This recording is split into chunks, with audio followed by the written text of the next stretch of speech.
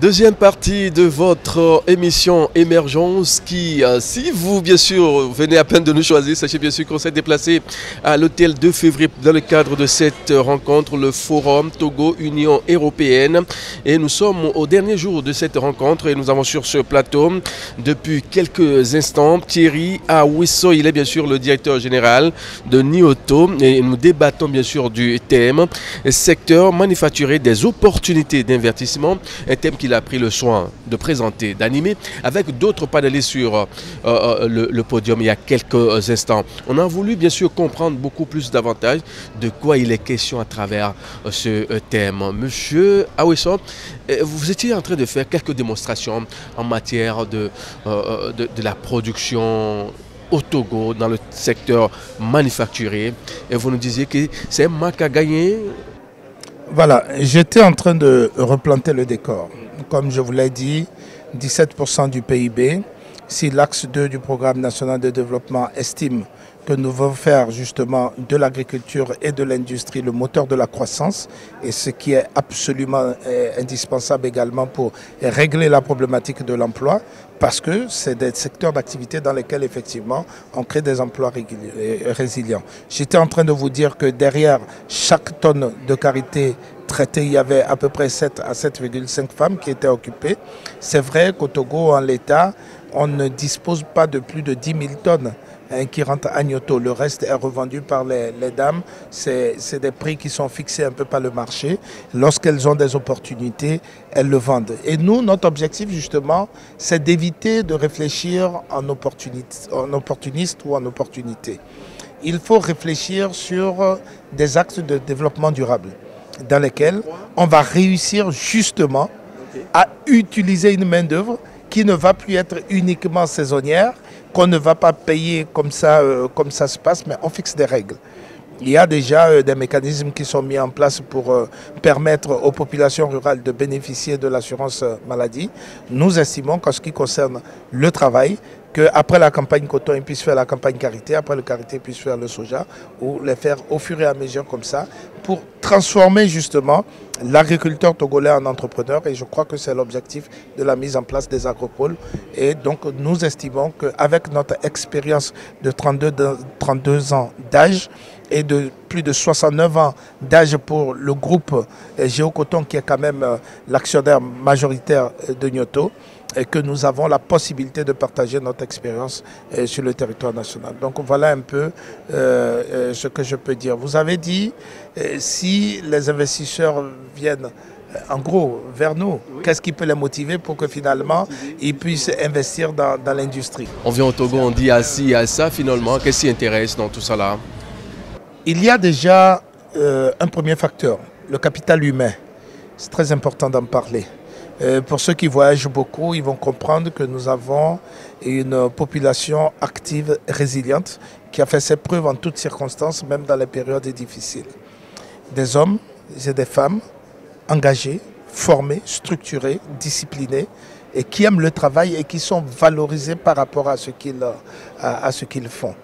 Et nous avons estimé et que même dans le redressement de Nyoto, il fallait s'asseoir autour d'une table avec le personnel et réfléchir sur ce qu'il faut mettre en place pour les sentir davantage motivés, pour qu'ils s'approprient de leur propre destin.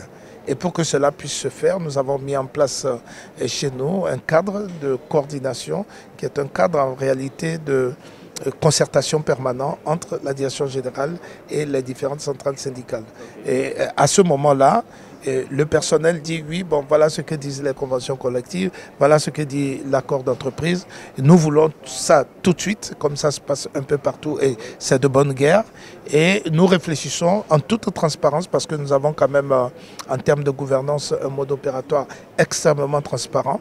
On dépose effectivement les chiffres, nous réfléchissons, voilà ce que nous valons aujourd'hui, voilà nos difficultés. Si vous estimez qu'il est important de prendre ce que nous n'avons pas encore pour vous distribuer tout de suite et faire... On les met devant le fait accompli. Mais c'est clair.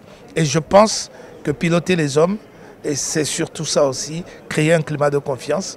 Et je suis parti de la toute petite expérience de Nyoto Et je vais graduellement vous conduire vers ce que la plus haute autorité de l'État, qui assume aujourd'hui le leadership justement de cette vision, partenariat public et privé, il a mis en place justement une haute autorité de concertation où le secteur privé et le secteur et l'exécutif, le secteur public, se retrouvent pour échanger sur les difficultés donc, liées à la phase opérationnelle de son activité. Ça nous a permis de faire un certain nombre de recommandations. Et c'est la raison pour laquelle, moi je dirais, à partir du moment où il y a cet espace déjà d'échange, on a déjà un terrain sur lequel on peut commencer par parler le même langage. C'est un chantier vaste, énorme, qui n'est pas du tout simple, mais nous comptons continuer la progression là-dessus. Le deuxième facteur, qui en réalité devient le troisième, puisqu'on a parlé de la valeur ressources humaines. On parle également donc de ce cadre qui est fixé, c'est le climat des affaires. Climat des affaires, avec une antenne à la présidence de la République, à la tête de l'antenne, il y a un ministre délégué directement rattaché au président de la République, où nous allons de façon régulière, lorsque nous sommes confrontés à des problèmes que nous n'avons pas pu régler avec des départements ministériels de tutelle, et on trouve presque tout le temps des solutions. Il y a un certain nombre, effectivement, de problèmes. Donc, si vous le permettez, ce qui veut dire que le climat des affaires au Togo est très bien assaini.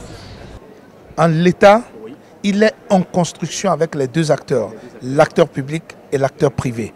Et je vous dis, je le répète, le chantier est vaste, mais nous sommes en train d'aller quelque part qui a été déjà désigné.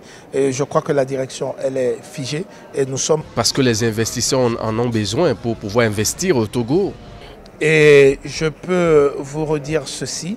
Il faut voir quand même que nous sommes dans un environnement assez...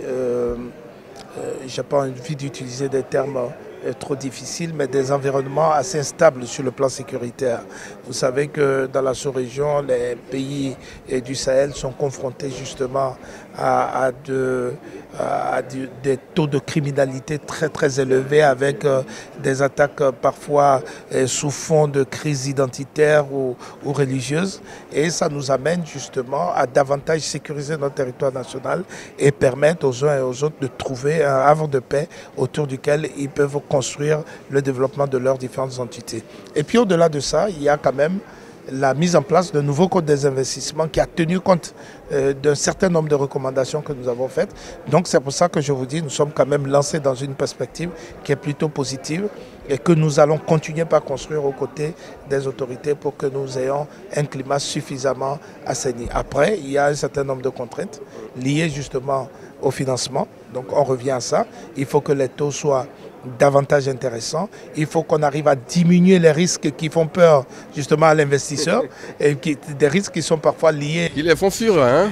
Voilà, non, c'est-à-dire que le prix finalement auquel on vous passe, on vous prête de l'argent est tellement élevé que ça impacte forcément le coût de production. Et ça vous rend beaucoup moins compétitif sur le marché. Voilà un peu Nous allons dire un mot sur le marché intérieur avant d'aller sur l'extérieur qui est beaucoup plus intéressant aujourd'hui puisque vous êtes à cheval entre le Togo et plusieurs pays de la sous-région et à travers le monde entier tous les jours. Comment se porte le marché intérieur du Togo avant de nous parler de l'extérieur? Effectivement, nous sommes à cheval un peu sur un certain nombre de pays en dehors même de notre petite zone. Le groupe IGO Coton est présent dans 15 pays, c'est beaucoup. Ça nous permet d'échanger un peu les expériences, de voir ce qui marche mieux ailleurs, ce qui marche moins bien chez nous. Le marché togolais, il faut le reconnaître, il est tout petit. 7 millions de consommateurs, c'est vraiment... voilà. Mais nous refusons d'avoir cette vision qui n'est pas réaliste.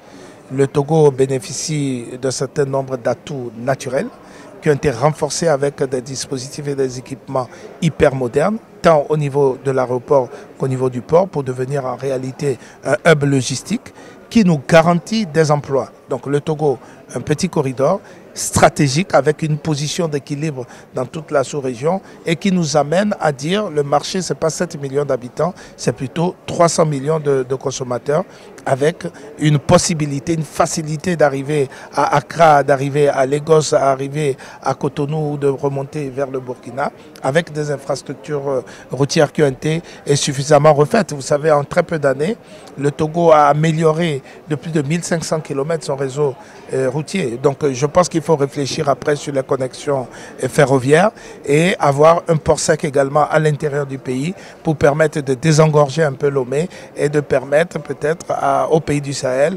d'arriver dans des villes dans le septentrion, récupérer leurs marchandises et repartir sans avoir la corvée d'arriver, de revenir jusqu'à Lomé. Donc voilà, il y a vraiment un potentiel ici. Quand je vous ai pris le cas du Karité, je vous ai dit on est parti de 16 000. La demande mondiale est en pleine expansion. Nous sommes aujourd'hui à 38 900 tonnes. Et nous pensons que nous allons continuer par améliorer les indicateurs de performance pour passer le cap des 45 000 tonnes.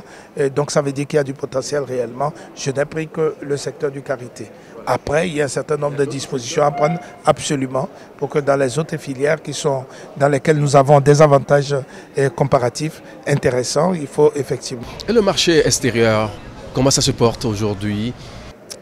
Je peux dire que la véritable compétition sur les marchés extérieurs se joue sur des normes extrêmement draconiennes. C'est-à-dire qu'un investisseur qui vient d'un grand pays du Nord, et pour avoir justement, ou un partenaire stratégique pour avoir justement un produit fini qui vient de nos pays, les normes sont tellement exigeantes qu'au final, le coût de production va être extrêmement contraignant pour certains pays. C'est ce qui nous a poussé au niveau de Nyoto à s'inscrire justement dans l'amélioration de la qualité du travail que nous faisons.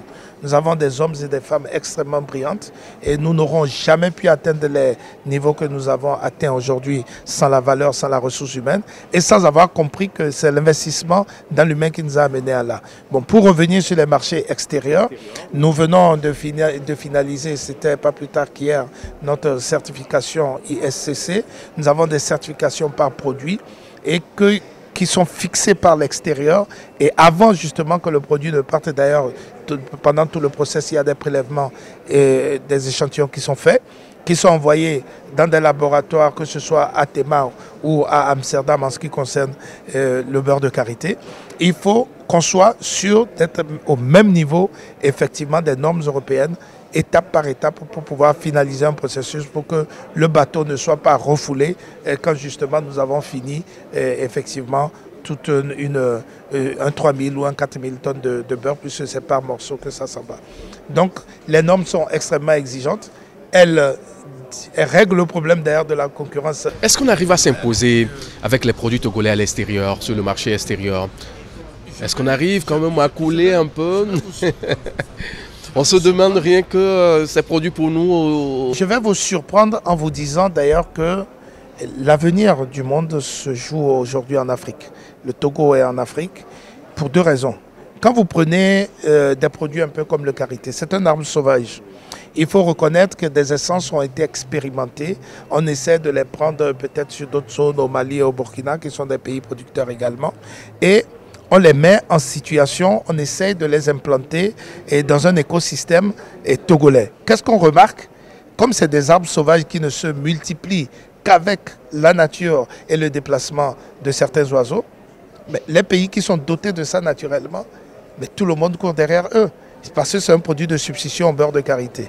Quand vous quittez ça, vous arrivez au niveau du phosphate, qu'au niveau d'autres produits agricoles ou pas agricoles, le véritable potentiel, c'est l'Afrique. Et au-delà de ça, nous avons un taux de croissance démographique tellement important par rapport au reste du monde qui recule tout le temps que l'enjeu de demain, c'est l'Afrique. Il appartient aux Africains de s'approprier de leur propre destin et de faire en sorte que ce qu'ils savent faire, personne ne leur vole. Il faut qu'ils croient en eux-mêmes et c'est pour ça que nous estimons que les schémas qui sont en train d'être construits aujourd'hui méritent d'être des pistes à explorer et c'est pour ça que nous accompagnons justement l'exécutif dans la construction de ce Togo nouveau que nous voulons vraiment davantage prospère et compétitif. Thierry Aweso, dernière question, secret et conseil à l'endroit des investisseurs qui se bousculent déjà à nos portes pour venir investir au pays? Bien, le premier conseil que je donnerai, il ne faut pas se lever un matin pour dire effectivement tel produit va marcher, je commande des équipements, je me lance dedans. C'est exactement l'inverse. L'étude du marché doit permettre à l'investisseur d'avoir déjà fixé le marché. Quand je dis fixer le marché, c'est ce que nous avons fait à Nyoto. Nous sommes sur des accords triennales.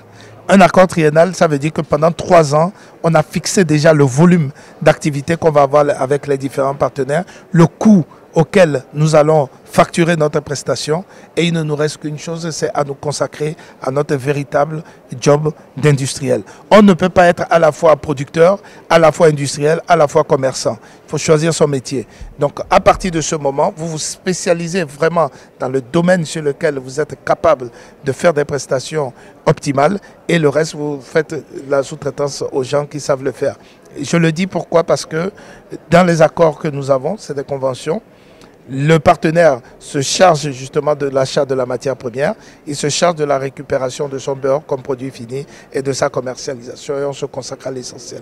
Donc je vais dire aux différents industriels qui veulent venir ici que le Togo est vraiment la terre de destination la plus indiquée en l'état, que ce soit pour des raisons sécuritaires, que pour des problèmes de compétitivité. Parce que vous le savez, nous avons fait un bond vraiment de géant avec 19 places gagnées au cours d'un an seulement, avec des instructions très claires de l'exécutif de gagner encore autant pour le prochain classement. C'est parce que nous avons compris que le monde bouge et le Togo doit bouger avec. Et je crois en ce dynamisme. Et c'est pour ça que nous portons justement, je dirais, ce nouvel élan, cette nouvelle dynamique. Nous croyons en notre pays, nous croyons en notre Togo, et nous allons toujours aller de l'avant.